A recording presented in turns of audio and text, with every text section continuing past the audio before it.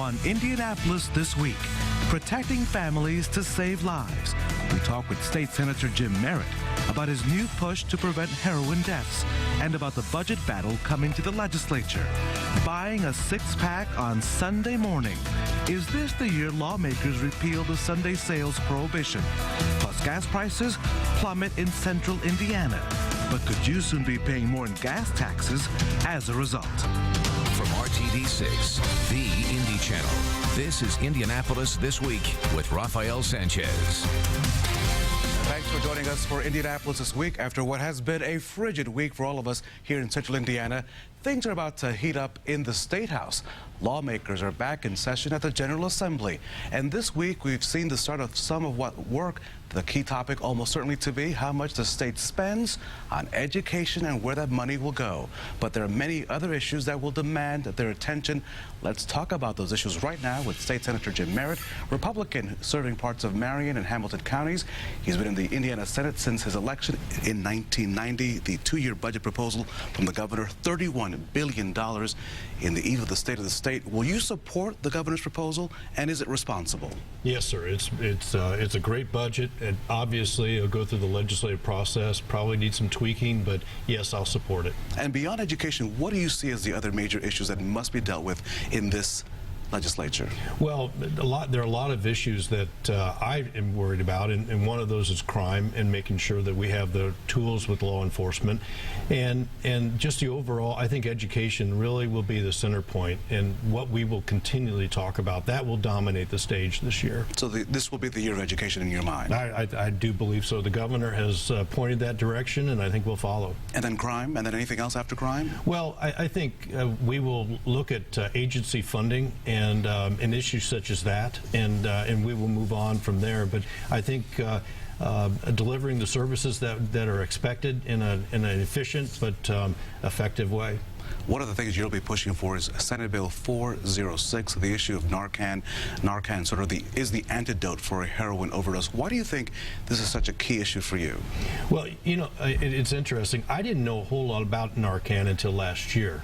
And when I went around the state talking about the Lifeline law, many EMTs would meet with the Attorney General and myself and talk about Narcan and how it can be an antidote for a heroin overdose. And so we put it into the bill that allowed EMTs and first responders to be able to administer this to heroin overdoses, dosees, if you will, and it ends up being very good. So the heroin is a very cheap drug, and it's got a dynamic high, and the Narcan is really a miracle drug, the antidote, and I think that it's simple to apply, and what the bill will allow is that citizens will be able to get a prescription from their physician for an addict in maybe their neighborhood or in their household, to make sure that if someone does overdose from heroin, they'll be able to save them. We should point out that the city of Indianapolis EMS has given out 1,063 doses of Narcan. That was in 2014, and that is only the city of Indianapolis EMS. So this is a wide, major issue. There are about 3 heroin overdoses a day in the city of Indianapolis alone. And so your bill would extend immunity for what, criminal and civil? Exactly, for those that are just citizens, and it's so easy to apply that it will offer the immunity, and that's one thing that everybody's concerned about. It's not just Indianapolis, it's Connorsville, it's throughout the whole state. This is something that... It's Fishers, it's Carmel, it's Greenwood, it's Logansport. It's really the state of Indiana. Rural, suburban, it's everyone, and heroin is just attacking our schools, it's attacking our communities. Now, the state of Rhode Island allows for over-the-counter use of Narcan. Do you think at some point, not necessarily this year, but they will look at having an over-the-counter law that would allow people to buy it? Well, first of all, California allows pharmacists to prescribe it, and there are movements to allow just the over-the-counter, but I've been told that the legislature itself, by pharmacists that know that it's best to go through a physician and it's best to go through a pharmacy. Will this bill get the support you need, or will you have to fight this bill and come back next year? I do believe we'll have the support. I do believe that because of the statistics and because of the EMTs and because of what we're doing here, I do believe it's going to pass. On local politics, your name came up to run as a Republican, obviously, for the position of mayor of Indianapolis. Your friend Greg Ballard said that you would have made a great mayor, but you decided not to run for mayor. Right. Any regrets? No, none at all. It was quite a humbling couple weeks when my name was being tossed around, and what a challenge for the city of Indianapolis. I love my city. I'm going to still work inside the grassroots of the community to help, but I really enjoy the job as state senator. No one's name has emerged yet publicly, right? I know there's a lot of work behind the scenes. Who should that person be? I mean, when will that person need to step up? Because it does take time to raise money to fight. Yeah. Yes. What will be a very strong Democratic candidate in Joe Hogsett? It's a $4 million race, Rafael. $4 million. It's $4 million. That's a lot of money. That's a lot of money. And the fundraising needs to start now. You'll see a candidate very, very soon this month. This month. And do you know the person? I don't know the person. I have not talked to the chairman of the Republican Party this month yet, but I do believe we will have a candidate, and I do believe that people don't start making decisions until October, and so we've got some time. And what I want is a race on ideas, not personalities. And if the Republican Party can get the ideas out there, the next mayor of Indianapolis will be a Republican. And what will be the #1 issue? Joe Hogsett probably would say public safety, but what do you think the number one? I think public safety, although Joe had the opportunity as U.S. Attorney to do a lot on violent crime and gun crimes and did not do anything. So we'll have quite a debate on what party, what person, what programs can work on and eliminate violent crime in our communities. Senator Jim Merritt, you are welcome to come to this program anytime. Thank you so much for your time this morning. We do appreciate it. Thank you. Coming up, the battle brewing over the selling of alcohol on Sundays, the opposition to the move, and the group that believes this could be the year for change. Next on Indianapolis This Week. Welcome back to Indianapolis This Week. If you haven't already bought beer or wine for today's Colts game, well, you're out of luck. As you probably know, Indiana prohibits alcohol sales on Sundays. Indiana's restriction on alcohol dates back to the 1930s. For the past 7 years, the Indiana Retail Council has been seeking to allow for alcohol sales to occur on Sundays. It's a touchy subject. Last week, it wasn't clear when the issue would get a hearing this year. On Indy This Week, we're joined by Grant Monahan with the Indiana Retail Council. Grant, welcome to the program. So here we are in a supermarket that on a Sunday would not be able to sell alcohol. Why do you think it's time that people should be able to come in to this store and any store in Indiana and buy alcohol on Sunday? Because shoppers who come to stores like this one on Sunday, the second busiest shopping day of the week, ought to be able to do all of their shopping at that one time. So they should be able to buy a bottle of wine or a case of beer or whatever they may want for that week's worth of grocery shopping and do it in that convenient one stop on Sunday.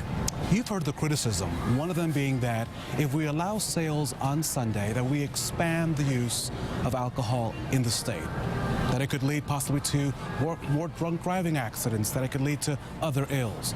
Do you buy that argument, or do you believe that there is a shred of truth in what the other side is saying when it comes to that? In all honesty, Rafael, I don't buy that argument. Just because I buy a case of beer on Sunday doesn't mean I'm going to consume that case of beer on Sunday. That's going to go in the refrigerator, and that'll be drunk over a period of time. But to suggest that just because I buy alcohol on Sunday that I'm going to consume it all that day just doesn't wash.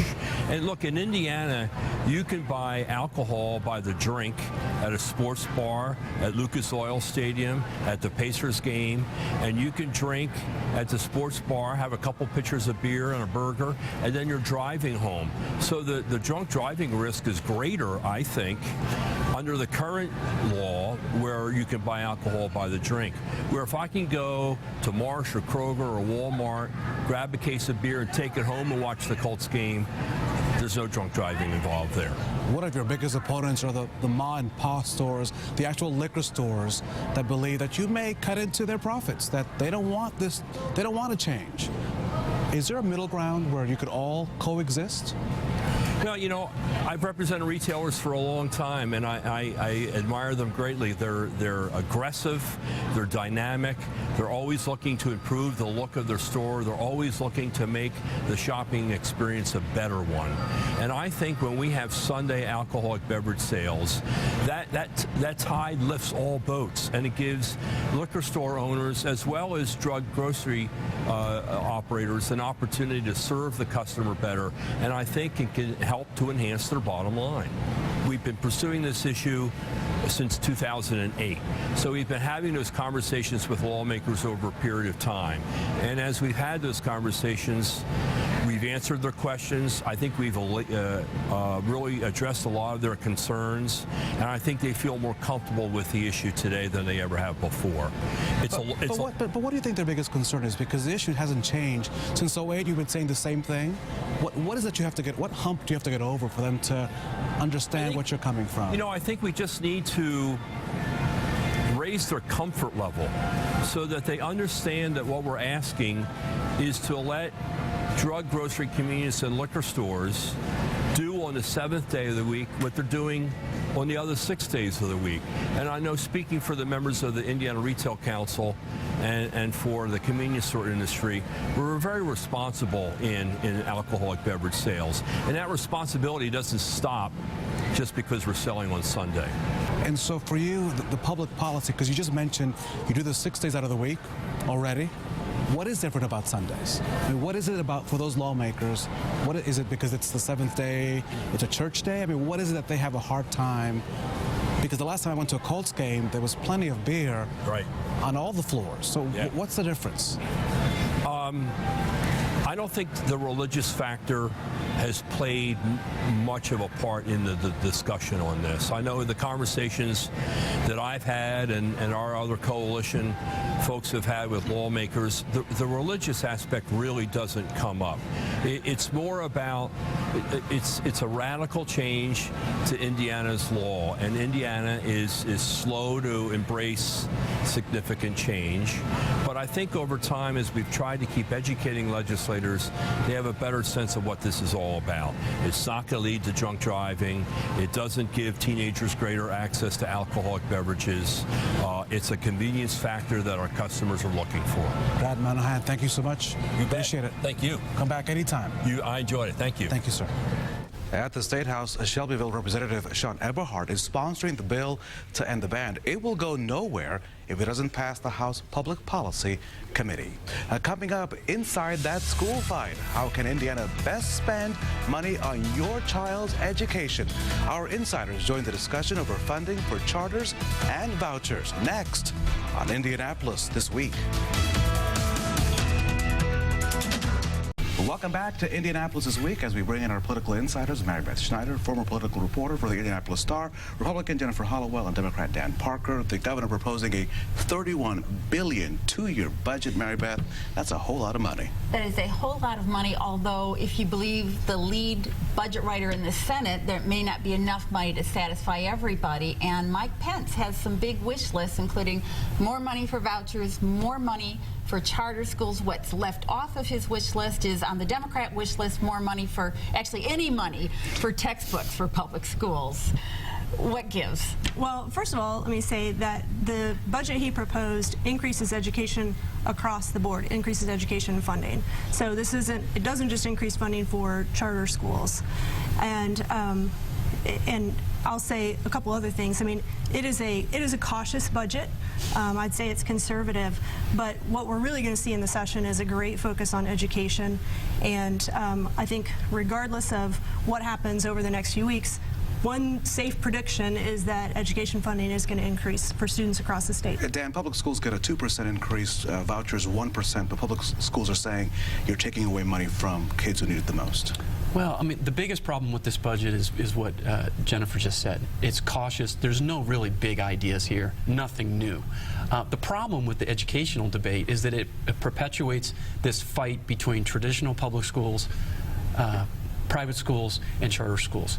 We need to bring it together and look at this as a holistic approach instead of pitting people against each other. Can you really do that when you talk about money? I mean, money is at the root evil of everything. Can these groups really sit at the table and say, you know what, this is what's best for all kids of Indiana, or is everyone saying, no, mine, we have to stop the debate about who can do it the cheapest and start looking at who can get results for our kids. Although, that's where it needs to start. Who could do it the cheapest, though? That was actually one of the selling points to having charter schools, that they would do it cheaper. They aren't getting some of the property tax money. There is an ongoing debate still in the legislature about where is the best place to put our money and our kids, right?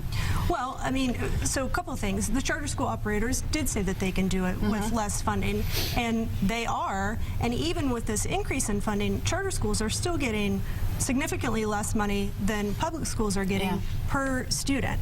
And so this increase doesn't get them, it doesn't close that gap. We're still not spending the same amount of money that we're spending on public schools.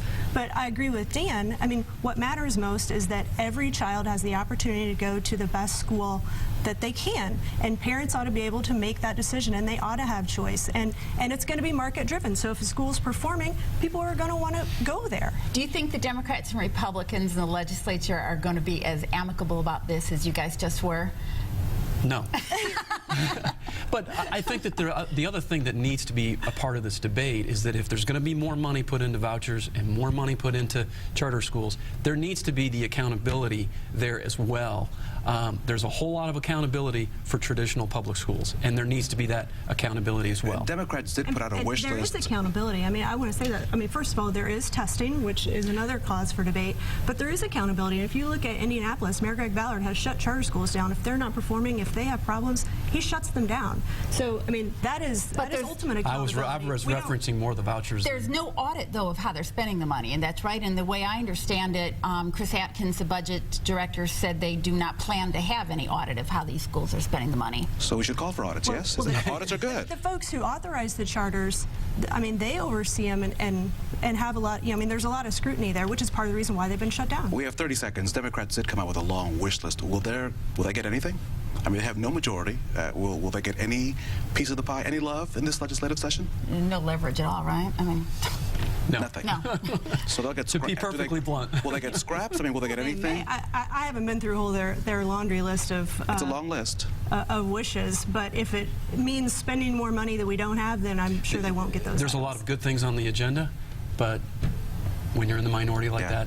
Well, Scott Pilaf will be here next week, so we'll ask him that question. Perfect. Another big issue, of course, is that getting a lot of attention this week, and it starts with falling gas prices, some of the lowest we've seen in years, that has some lawmakers calling this the right time to talk about increasing the gas tax, with that money going to help states, including our own, pay for desperately needed highway repairs. We brought up that idea with our very own Senator Dan Coates. Do we need infrastructure and road improvements and bridge improvements out of the gas fund? Yes, we do. But raising taxes at a time when we have this benefit now to the economy is simply the wrong way to go. We have proven that there are creative ways of raising significant amounts of money, and Major Moves was a way that has put a lot of pavement on the ground, improved a lot of roads, extended I-69, US 31 to South Bend, Hoosier Heartland Highway. We've done some things that other states can do. Dan, is this the right time to put a gas tax on gas prices when they're so affordable? Probably not. I think the time has come to really debate whether the federal gas tax should just be eliminated and let states pick it up. If states want to increase it, they can. If they don't, I think it's now time. Indiana would get a windfall off of doing that type of thing because we've always been a donor state.